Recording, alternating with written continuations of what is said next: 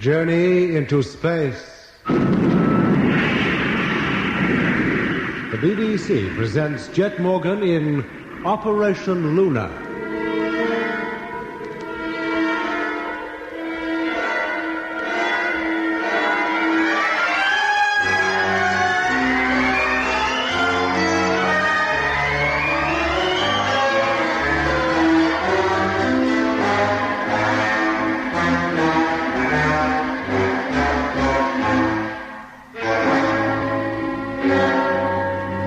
Jet Morgan and his crew have been on the moon for 13 days.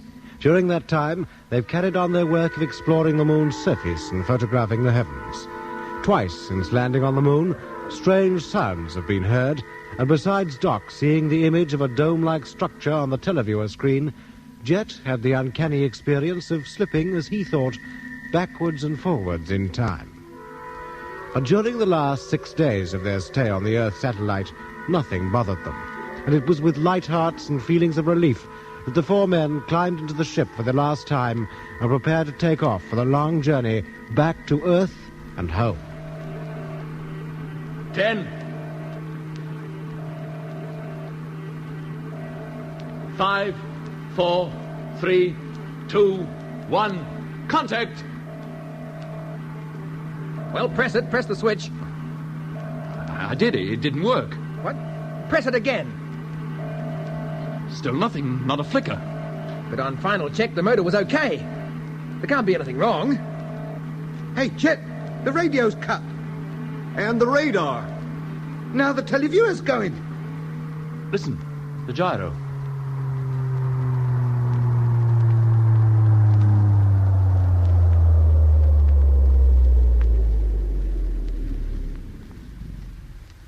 It stopped. Everything stopped. There's not a thing in the ship that works. Oh, the lights are still on. Oh, why can't I keep my big mouth shut? What's happened to the emergency lights? They should have come on automatically. Lemmy. Yes, Jet? The flashlight hanging behind you. Can you find it? I think so. Then switch it on. Hurry, switch it on. Wait a minute, I haven't found it yet. Oh, yes, I've got it now. There. Thank goodness. That's better. To have to lie in the dark as well would be the last straw. Now, what's happened, Mitch? Main power supply must have failed. We can thank our lucky stars it didn't happen while we were actually taking off. Didn't you check the power pack? Well, of course I did. Well, we better get down the hole and check it again. Lemmy, get the tool pack out the locker, will you? Yeah. And, Doc, go around to every control and switch it off. Break every circuit and keep it open until we get back. Right. Come on, Mitch. Open up the hatch and let's go down.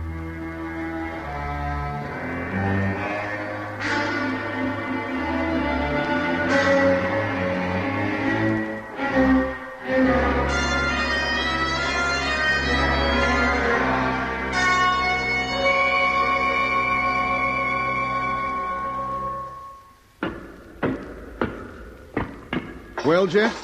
Nothing wrong, so far as we can tell. Oh, well, thank goodness for that. Shall I start switching on again? Nothing wrong, but she doesn't work. Eh? She's as dead as a doornail. Is that right, Mitch? Yes, Doc. Beats me. I can't understand it at all. Well, fault must be somewhere else. Up here in the cabin. The main distributor board, maybe. Maybe. We'd better look at that next. While we're about it, you and Lemmy had better start checking the equipment you're responsible for. Okay. See if you can find any trouble there. Sorry, Jet. Just like it was before. As far as I can tell, there's nothing wrong with the radio, radar, or televiewer. The lighting circuit is intact and all. Doc? Same in my department. Air conditioner and automatic oxygen supply are both packed in. Only the pressure indicators are working. They're not on the circuit. If the oxygen supply doesn't work, how do we breathe? Oh, we can regulate it by hand. Well, at least we won't suffocate. No. You checked the main fuses, didn't you, Lemmy? Yes, Jet, all intact. Well, gentlemen, until we trace the trouble, we're stuck. Stranded. We can't take off. We can't even go outside. The airlock doesn't work either. Blimey. What do we do now? Well, we'll look again. Go over every inch of the ship with a fine tooth comb. Unless we find what's wrong and put it right, we'll be here for good. Look, Jet, for nearly 48 hours we've been at it. We've got to take a rest. How can we rest? But we've taken some of the equipment to pieces a dozen times. At least let two of us sleep. Let's work out a shift system or something. Oh, all right. You and Mitch. Lemmy and I'll carry on. We'll wake you up in 4 hours. Let Lemmy sleep, Jet. I can keep going. Oh, thanks. I can hardly keep my eyes open. No, Mitch. One of us, either you or me, must be awake while the other sleeps. Oh. Well, if you say so. Now, come on, Lemmy. Let's try the distributor board again. Well, if there is any traceable fault, it's eluded us. I don't think there's any point in going all over it again. We'll wear out the equipment just by constantly taking it to pieces. And what do we do? Sit and twiddle our thumbs? For a while, yes. A rest will do us all good. Give us time to think. Coming back fresh to the job might help solve it. Well, in any case, we can't go on sweating our insides out. The more physical energy we use up, the quicker the store of oxygen goes down. How much oxygen have we got? Oh, at a guess, I'd say enough for 15 more days. Is that all? Well, it seemed enough when we left home. We didn't expect to spend extra time here. Well, that means unless we take off within 10 days, we won't have enough left to last the journey back to Earth. And how about food? Well, normal rations would last about as long as the oxygen, but both can be eked out over a slightly longer period, if we're careful. Doc, I'll make it your responsibility to ration both the food and the oxygen. Uh-huh. We'll organize periodic checks of the ship's installations. Now, one flashlight will remain on the control table, but it'll be turned on only when necessary for the checks, and for Doc to write his diary. Is that so important that we have to waste valuable light on it? One flashlight lasts quite a time, Mitch. Besides, now the recorder's out of action, Doc's notes will have to serve as the log. Now, onto your bunks, and let's get the rotor worked out for a start. We were all so pleased, laughing and joking because we was going home. Get onto your bunk, Lemmy, and save your breath. November 12th, 1965. It is now 23 days since takeoff from Earth, 19 days since we landed on the moon's surface, and 5 days since we tried to get off again. By now, everybody, including Mitch, has resigned himself to waiting and hoping. Every few hours, the radio, radar, televiewer, and other installations are switched on in the hope that power is returned to the ship. The only illumination is the one flash lamp which burns over the control table. It doesn't throw much light around the cabin, most of which is in deep shadow. Only the blank, expressionless faces of the dials and gauges staring dimly at us from the darkness that is the wall. The dull gleam of the metal that goes to make up the concave roof reflects what light reaches it, enabling us to make out very faintly the door that leads to the little pilot's cabin in the ship's nose. The cabin which Jet would have entered to pilot the ship through the Earth's atmosphere on the return journey. The time drags. Talking would make it slip by quickly, but the quicker it passes, the sooner the end, whatever it may be, will be reached. Jet, Yes, Lemmy? how can you read a book at a time like this? What else is there to do? While the light's on, I might as well take advantage of it. It's getting perishing hot, isn't it? Oh, but it's cool outside. Minus 270 degrees centigrade, if you call that cool. You'd freeze solid the moment you put your foot outside the door. Oh, I wonder what the boys back in Australia are thinking. If things had gone all right, it would be only a few hours before we'd be home.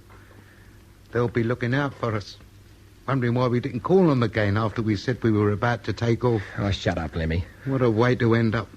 In a rocket ship that's supposed to reach 29,000 miles an hour and can't even raise itself a foot above the ground. Oh, shut up, do you hear? Now, Lemmy, Yes, Doc. it's your turn to check the oxygen and give out the food. Oh, yes, Doc. Here's the light. You sure you don't want to go on writing for a bit? No, thank you. How about you, Jet? You won't be able to see to read. I can wait.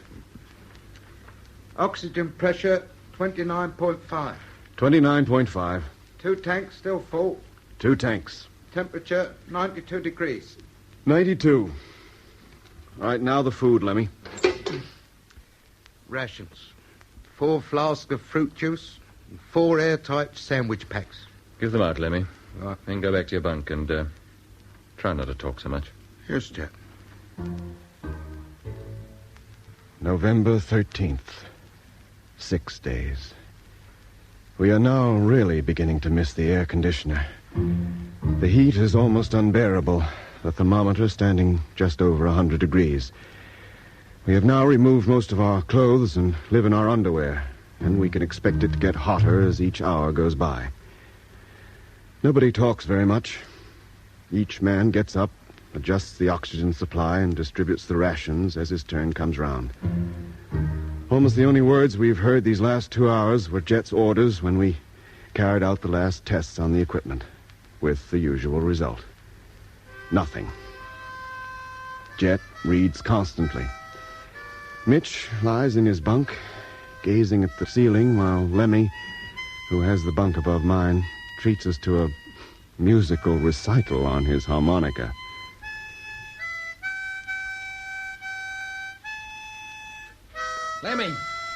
Lemmy, cut out that row, will you?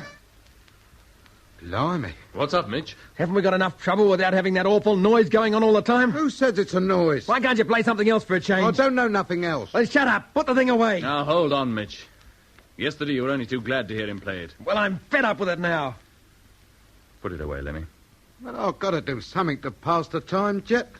Just lying here hour after hour, sweating and thinking. It's enough to give you the pip. Isn't there something we can do? Test the equipment again or something. It's not above an hour since we finished a check. Lemmy's right. Lying here in silence is bad. We ought to try to do something collective for short periods. At least keep our minds off things for a bit. How about a nice stroll outside? In the earthlight. 7 days. Heat gets worse. Temperature is now way above the 100 mark. None of us has hardly a stitch of clothing on, and our bunks are soaked with perspiration. Monotonously, time drags by. Equipment check, oxygen supply, rations, and in between, Jet doing his utmost to keep our spirits up. We must have played every parlor game that was ever invented. We lie in the dark and fire questions at each other on general knowledge. We no longer know or care whether the answers are right. We take turns reciting verses. It gives us something to do and takes our minds off the inevitable climax which slowly but relentlessly approaches. For, unless life returns to the ship within the next 6 days, it must be the end of us all. The Tower of London. That's 14 points to you. Right, Lemmy, your turn. Animal. 4 legs? No. 2 legs. No legs. No legs. No legs. And it's mineral. You just said it was animal. It's mineral. Manufactured? And big. Like a huge donut. Is it manufactured? Made of metal. With a dome where the hole should be. Lemmy. And windows. And a blue light flashing on and off underneath. And it's coming here. Lemmy. It's coming, I'll tell you. It's right on us. Tell me. What? It's glowing. It must be working. No, hold on, I'm coming. Oh! No, Ted, no. There. Something on it. See? See it? Yes. Ted. Good Lord, what on earth is it? Ted. It's like a floating... And the light. The flashing light. Ted.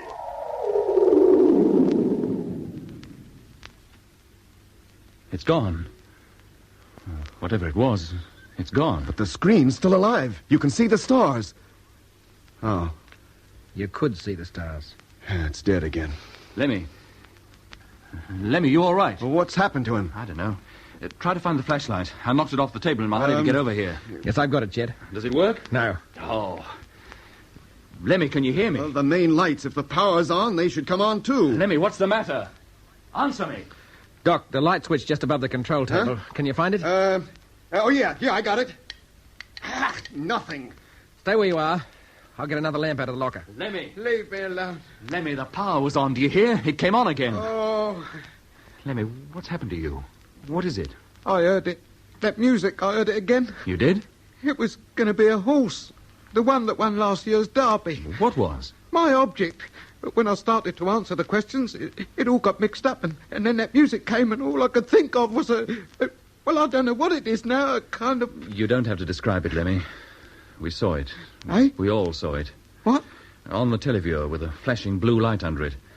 It seemed to be flying, and for a moment it filled the whole screen and then moved out of range, almost as though it might have passed right over us. And then we saw nothing but the stars, just for a few seconds before the screen went dead again. Then it wasn't just me. No, Lemmy. It affected all of us this time. Ah, that's better. What a difference just a little light makes. The other one out of action, Mitch? Yeah, hit the floor pretty hard. Oh, sorry. Oh, I expect we can put it right. We'll give it to Lemmy. Let him try. The rest of us will go around the ship, carry out another full inspection, just in case things are about to start working again. It is now 3 days since the televiewer suddenly burst into life and the picture of the... whatever it was appeared on it. Since then, the ship has been as dead as it ever was. The heat is now beyond description. We are using up the oxygen supply rapidly. I estimate we have barely enough to last 9 days more. And we need 5 of those days for the return journey back to Earth. So we have now only 4 days left. 4 days. If we haven't taken off by then... Jet, Yes, Lemmy? the light's on. Why aren't you reading? I've read this book 4 times now. I practically know it by heart. Is it any good? Oh, yes. I first read it as a child. It's always been a favorite of mine. Well, don't keep it all to yourself. Read us a bit. Yeah. Be better than just lying here staring at the ceiling and thinking. Well, I don't think you'd like it all that much. How do we know? Until we've heard it. Here, go on, read it. Or some of it anyway. We can have another installment next time the light's on. Go on. Oh, all right. If you really want me to. What's it called? And who's it by? It's by H.G. Wells. Oh, yeah? And it's called The First Men in the Moon. Oh. You still want to hear it? Yes, Jet. Go ahead. What difference can it make? Yeah, might tell us how to get out of this mess we're in. Go on, Jet. Give it a try. Chapter the first.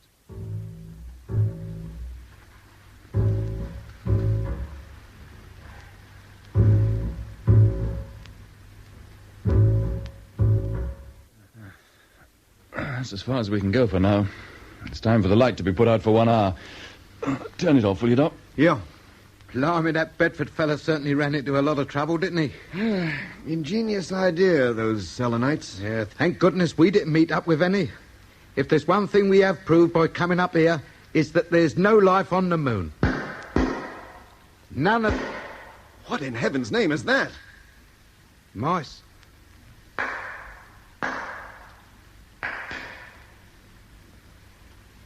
Seems to be coming from down in the hold. Or from outside, down near the stern. There it goes again.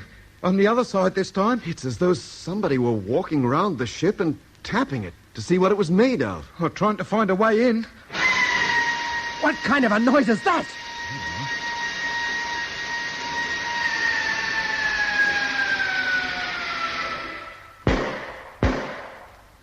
Now they're on the tap again. Going all the way round the ship.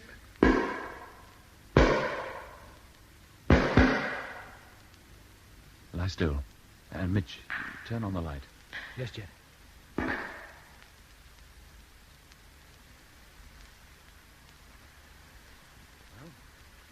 be an hour at least since it stopped. Whatever it was, it must have gone away.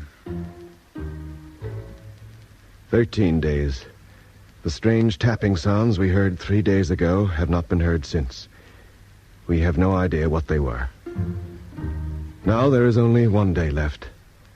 Unless we take off tomorrow, we cannot hope to reach the Earth alive. Soon, in just an hour or two, the sun will be rising over the bay, and we will have been here 28 Earth days. From the Earth, the moon will be rapidly approaching full. Hundreds of astronomers all over the world will be looking for us. We are too small to be seen, but with luck, while the sun is still low on the lunar horizon, somebody might see our ship's long shadow and recognize it. That will tell them that we are still here. They won't be able to help us, but at least they'll know we haven't wandered off into space, perhaps to spend eternity as a tiny, artificial asteroid in an orbit round the sun. Hey, Jet, the televiewer. What? The televiewer, it's come on. It's working. What's that? The air conditioner. The power must be back. The ship's alive again. The lights. Try the lights. That's just what I am doing. That's better. Come on. The lights have come on again. Let me get to the radio, see if that's working. The rest of you, go to your own controls. Yeah, sure. Check everything. Right. Yep. Yes. Automatic oxygen supply is going as well as the air conditioner. We should start cooling off soon.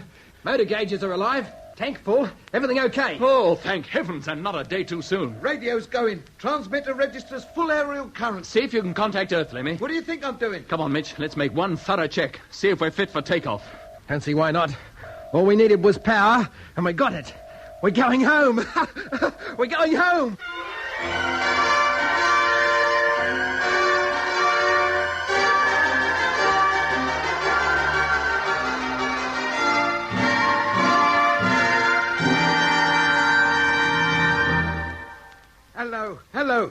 Rocket ship Lunar calling. Rocket ship Lunar. Calling rocket launching ground. Wonga Walla, Australia. Can you hear me? Come in, please. Over. Any luck, Lemmy?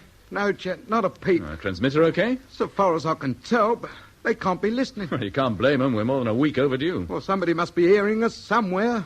Maybe trying to contact us, too. Shall I search around a bit? They won't necessarily be dead on frequency. Well, if you think it best. Yes, I do. I can't do worse than I am now. This band seems pretty full. Anybody listening to any of this should hear us. Always supposing they can understand what I'm talking about. Hey, Jet. Yes, Mitch? Motor's okay. No reason why we shouldn't take off just as soon as you're ready. Well, we haven't contacted base yet. Oh, how long do you intend to give them? To the last minute. We can't risk approaching Earth without their help and information. And if we don't get them? Then we'll have to take off and take the chance. Don't leave it too long, Jet. I don't think I could stand it if the power cut out again. Oh, we can stay here another 12 hours. We'll make that the deadline, unless we hear from base first and it's okay to take off sooner. Right. Keep at that radio, Lemmy. The sooner you contact Earth, the sooner we get away. I'll do my best. Nothing I've heard yet is trying to get us, and that's for certain. Hello. Hello, Earth. This is rocket ship Lunar trying to contact Earth. Rocket ship Lunar calling from the moon. Come in, please. We need to hear from you urgently. Now, we'll try again. I know somewhere out in the world there is a gal for me. I'd like to find and make you mine. How happy we would be. Music, nothing but music. Night to sit outdoors and spoon. 'Cause I would fly a rocket ship and take you to the moon. Aye? We would have our honeymoon on the rocket ship. We would fly from star to star on our wedding trip. You could make your wedding Blimey. gown out of a big moonbeam. Sprinkle stardust in your hair, you'd be a perfect dream. What do they think they're doing down there, playing that stuff? This is London calling in the overseas service of the BBC. Hey, Jet, London! Here is the news. It was announced from Canberra today that little hope could now be entertained for the crew of the experimental spaceship that landed on the moon a month ago. Oh, thanks very much. The rocket ship Lunar took off from the Bay of Rainbows on the 27th of October. In the last radio message received from the ship, they said they would be calling again within 6 minutes, but nothing was heard. A statement from the launching ground at Wonga Walla says that the ship must have either crashed back onto the moon or missed the Earth entirely. In that case, it must be somewhere out in space and lost forever. Aboard the ship were pilot Andrew Morgan, popularly known as Jet. Turn it off. engineer Turn it Stephen off? Mitchell, Yes, turn it off. designer of the ship. Fools. You're not kidding. We didn't say we had taken off. We said we were about to take off. Get back to the transmitter, Lemmy. Keep calling. Try to raise somebody. Okay. Hey, Jet, What is it, Doc? come over here, quick. What? Now, what's the trouble? The screen. Look at the screen. The crater. Blimey. Good heavens. Is that the thing Lemmy saw? During the guessing game? Is it Lemmy? You should know. You said you saw it yourself. You all did. Yes, but not like this, with the rising sun lighting up every detail. We only caught a glimpse of it. Ah, that's when it must have arrived, and it's been sitting out there ever since. You mean it landed here? Well, what else are we to think? Then who is it? What is it? Must be H.G. Wells's lot. There's only one way to find out. We'll go out there. Aye? But we can't. It's time for us to leave. We can't spare the oxygen. We've got a couple of hours yet. But you don't know what that thing is or what it can do to us. The very reason I want to go. This is the biggest thing we've seen since we landed here. We can't pull out on it now. Yeah, but Chet... You willing to come with me, Mitch? Yes, Jet. I'm all for it. Then get the suits, Lemmy. We're going out.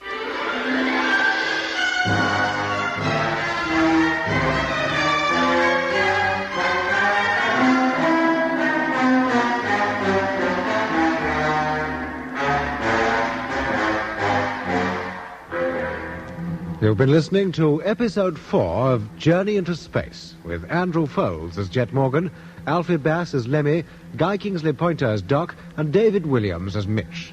Other parts were played by David Jacobs. The orchestra was conducted by Van Phillips, who also composed the music. Journey into Space was written and produced for the BBC by Charles Chilton.